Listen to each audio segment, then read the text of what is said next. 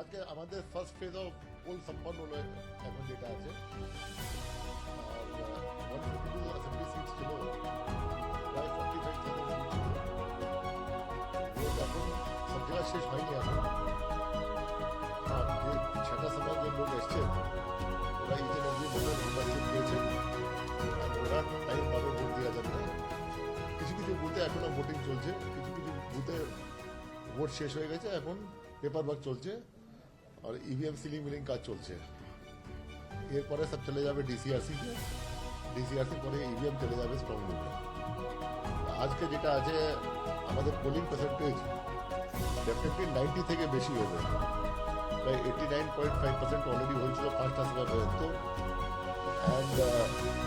এরপরে তো আমার সিঙ্গেল এখন আসবে যখন আমাদের ভোটিং শেষ হয়ে যাবে যখন সব কাজ শেষ হয়ে যাবে তারপরে বুথ ওয়াইজ ওটা অ্যাড হবে বুথ ওয়াইজ অ্যাড করে আমরা অ্যাভারেজ পাবো তো প্রায় 90% থেকে বেশি তো হবেই এটা কত যাবে না যাবে আমরা জেনে যাবো এটা যে আছে after voting is complete everywhere sealing is complete everywhere political বার্তালাপ সত্য ও বিতর্কের কণ্ঠস্বর